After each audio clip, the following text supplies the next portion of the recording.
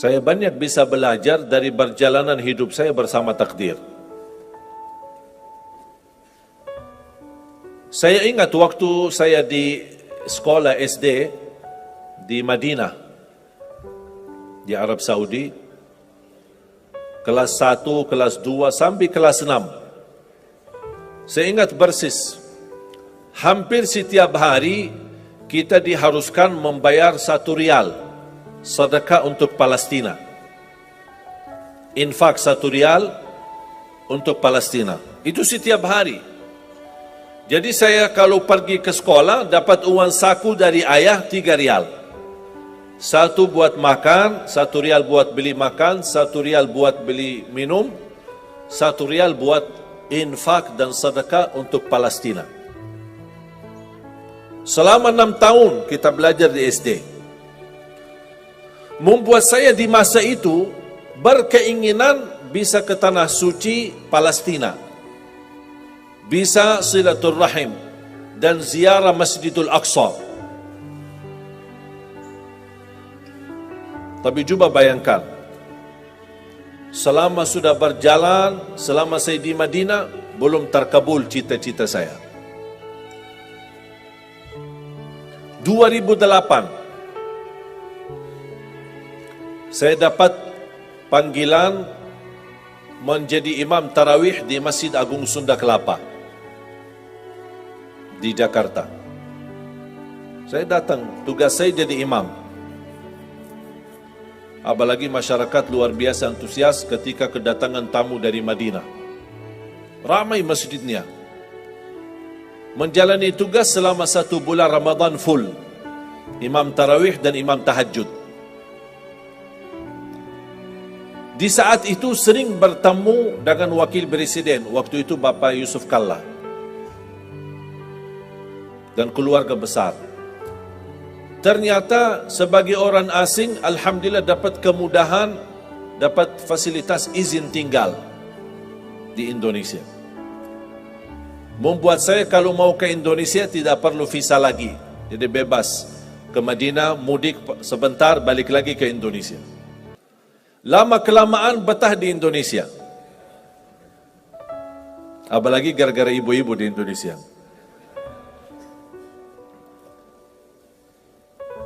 Subhanallah, tidak bisa membayangkan kalau ada orang bertanya sama saya, milih Madinah atau Indonesia, kira-kira saya jawab apa?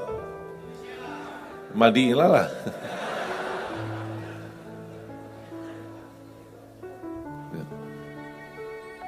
Madinah tanah suci. Salat di Masjid Nabawi 1000 kali lipat dibanding salat di Masjid Istiqlal. 1000 kali lipat. Salat di Masjidul Haram 100.000 kali lipat.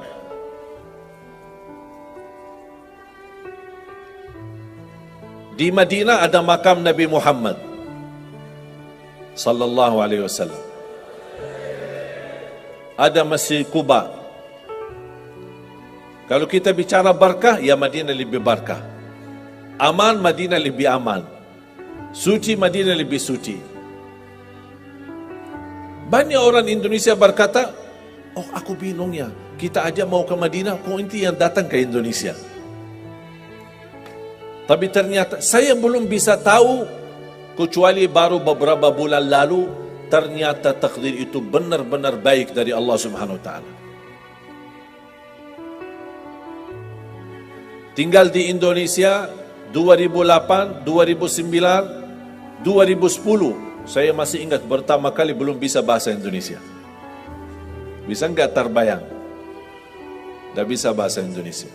Mulai 2009 diajarin sama teman hafal 4 kata. Tidak usah yang lain-lain, sudah pusing. Bahasa Indonesia mudah. Dan 4 kata ini sering dipakai oleh orang Indonesia. Apa kabar? Bagus. Mau kemana? Aku cinta kepadamu. Itu aja. Tidak usah pusing-pusing. Bahasa Indonesia mudah. Dengan tulus hati saya setiap bertemu orang, itu aja yang saya sampaikan. Assalamualaikum. Apa kabar? Bagus. Mau kemana? Aku cinta kepadamu. Orang bingung ini. Subhanallah, sedikit-sedikit belajar. 2010 pertama saya ikut mengisi bersama sahabat saya, teman baik saya, Ustaz Yusuf Mansur, di acara Nikmatnya Sedekah. Karena beliau memang dikenal Ustaz Sedekah. Kalau beliau bicara sedekah, pasti semua isi dompet kita keluar, habis. Hebatnya itu kelebihan Ustaz Yusuf Mansur. Saya diajak sama beliau untuk mengisi pertama kali acara saya di TV TPI almarhum. Sudah tak ada lagi TPI ya? Sudah almarhum. Inna lillahi wa inna ilaihi raji'un. Jadi dari situlah sudah mulai didorong sama Ustaz harus berani bahasa Indonesia. Karena dulu ketika saya pertama dakwah, yang bantu translate Ustaz Yusuf sendiri. Tapi beliau yang mendorong saya harus bisa bahasa Indonesia. Nanti insyaAllah anak damping antum, mendampingi saya sambil sedikit, walaupun kata-kata ibu-ibu dulu bahasanya bagus dan lucu. Karena masih banyak yang belum lancar. Sambil gitu sudah mulai sedikit lancar, malah ditinggal sama Ustaz Yusuf Mansur. Tinggal saya isi sendiri. Antum sudah sendiri-sendiri aja. Subhanallah, 2011 saya dapat dipanggil untuk menghadiri acara buka puasa bersama Bapak Presiden. Waktu itu Bapak SBY. Saya diundang untuk menghadiri acara. Saya duduk di satu meja sama dubes Saudi, ada dubes Yaman, ada dubes Palestina, Mesir. Tidak jauh dengan meja Bapak Presiden, Wakil Presiden, Ketua DPR, MPR, semua hadir. Subhanallah, tiba-tiba penceramah yang ditugaskan acara kultum sebelum maghrib. Biasakan di Indonesia ada budaya sebelum buka puasa kan ada kultum lah, dipanggil ustaz atau siapa. Penceramah tidak datang karena macet, maklum Jakarta macet ya. Ternyata Allah punya rencana. Didatangi protokol, Pak maaf, penceramah kita tidak datang. Ditunjuk bahasa yang isi. Saya kaget, apa yang mau saya isi? Depan presiden lagi. Akhirnya saya beranikan diri berbicara, sedangkan protokol sudah menyampaikan, mohon Pak jangan lama ya, maksimal 10 menit. Ya biasa protokol. Ternyata mereka salah hitung waktu. Saya habis 10 menit, saya turun, selesai tugas, duduk lagi di meja. Ternyata masih mau maghrib 40 menit lagi. Mereka salah hitung. Bingung apa mau isi lagi.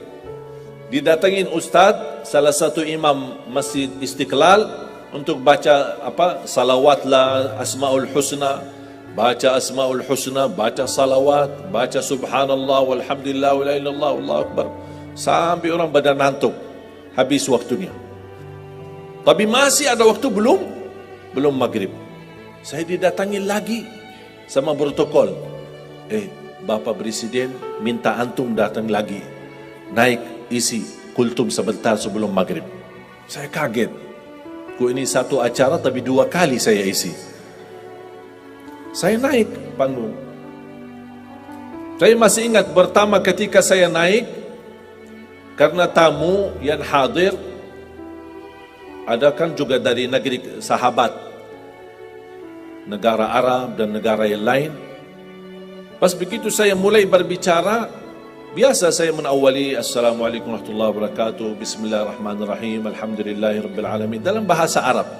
Saya lihat Bapak Presiden kan ada alat terjemah di depan setiap tamu.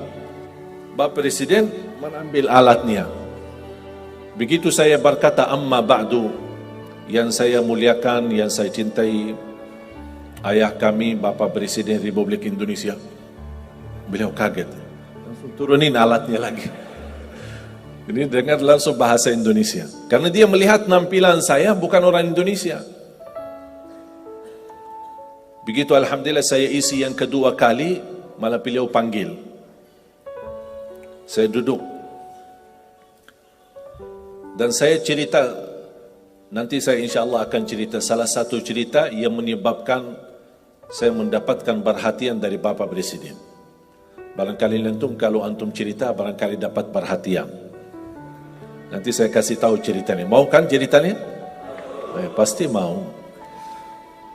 Luar biasa. Kelebihan Indonesia semua serba mau. Tidak ada yang tidak mau. Jadi saya duduk di samping Presiden, buka puasa sambil berbicara ngobrol. Dan subhanallah saya mendapatkan kejutan yang luar biasa.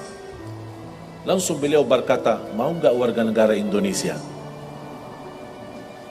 Saya jujur saja kaget. Karena sebelumnya, sebelum kejadian ini, ada yang menawarkan membantu untuk proses warga negara Indonesia, tapi minta 150 juta. Tapi Allah kasih saya gratis. Dan Presiden langsung yang menawarkan. Sambil bahasa beliau apa? Kami sudah memberi warga negara kepada pemain bola, sampai sekarang belum berjuara. Kalah mulu. Pas sudah sampai ke final, kalah lagi. Mudah-mudahan kami memberi warga negara, mudah-mudahan bisa bermanfaat untuk Indonesia. Saya ingat persis bahasa beliau. Bahkan setiap saya bertemu beliau di acara besar atau Hari Raya Idul Fitri, pasti beliau ketika melihat saya, Alhamdulillah, terima kasih sudah menjadi warga negara Indonesia. Saya bilang, terima kasih Bapak yang memberikan warga negara Indonesia. Ternyata jemaah sekalian, saya mendapatkan tantangan yang berat. Warga negara Indonesia ada proses. Salah satu persyaratan buat surat pernyataan mundur diri dari warga negara Arab. Di situ tantangannya. Apakah saya milih warga negara Arab atau milih warga negara Indonesia?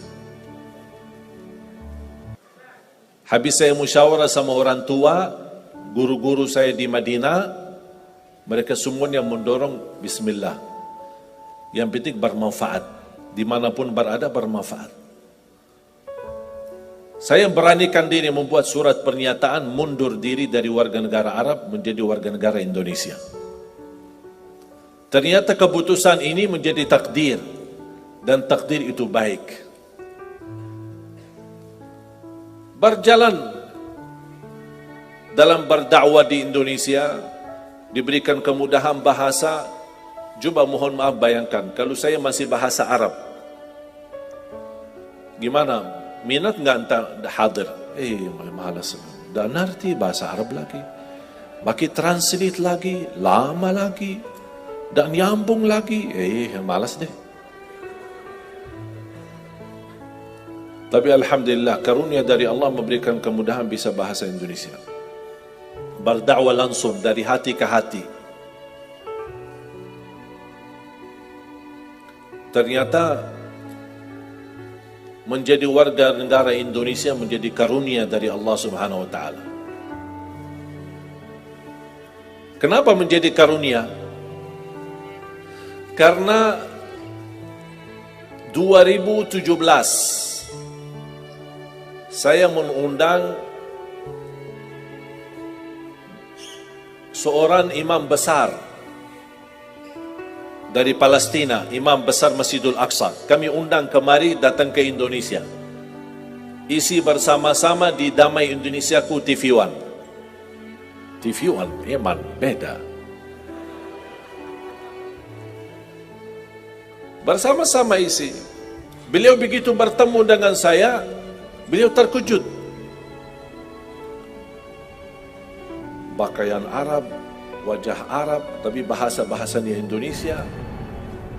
Lancar lagi bahasa Arab. Beliau mendapatkan perhatian bersama beliau. Di mana beliau pergi, saya mendampingi beliau. Allah buka hatinya, beliau undang saya datang ke Palestina.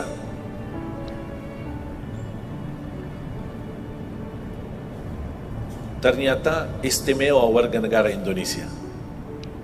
Karena dengan warga negara Arab saya tidak bisa ke Palestina. Tapi dengan warga negara Indonesia, alhamdulillah bisa ke Palestina. Saya dipanggil, diundang, dijemput, saya hadir. Bahkan lebih daripada itu semua, ketika saya dibawa sama beliau salat maghrib di Masjidil Aqsa, dan tanpa diberitahu, tidak dikasih tahu sebelumnya, tidak diinformasikan, pas muazzin sedang iqamat, qad qamatis salah, qad qamatis salah, beliau imam besar Masjidil Aqsa dari belakang mendorong saya ke mihrab menjadi imam salat maghrib.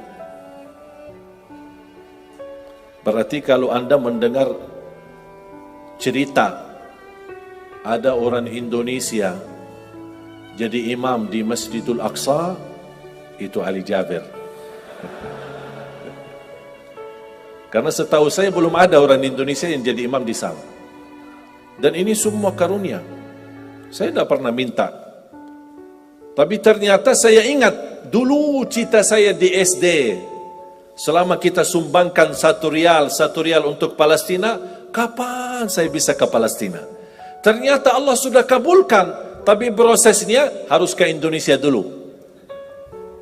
Datang ke Indonesia, mundur diri dari warga negara Arab, terima warga negara Indonesia, baru Allah kabulkan doamu selama ini.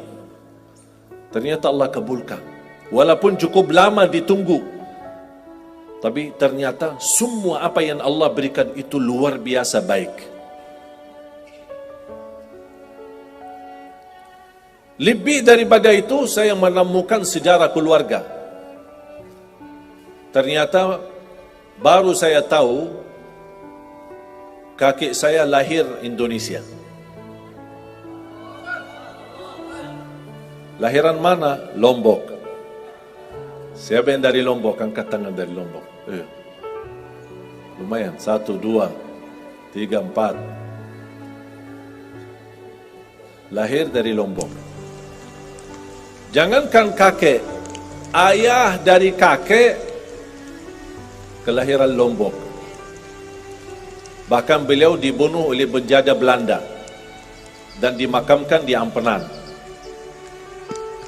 Habis beliau dibunuh dan dimakamkan, anaknya yang namanya kakek, anaknya pindah atau berhijrah ke Hadramaut. Dari Hadramaut ke hijrah lagi ke Madinah. Nikah di Madinah dan dapat keturunan, dapat ibu saya. Dan kakek saya meninggal dan dimakamkan di Madinah. Ibu saya nikah, dapatlah saya. Berarti silsilahnya darah saya lewat ibu kembali ke Indonesia. Makanya saya kaget pas kemarin di rumah sakit, pas cek darah, dokternya kaget. Oh, kok darahnya merah putih, subhanallah.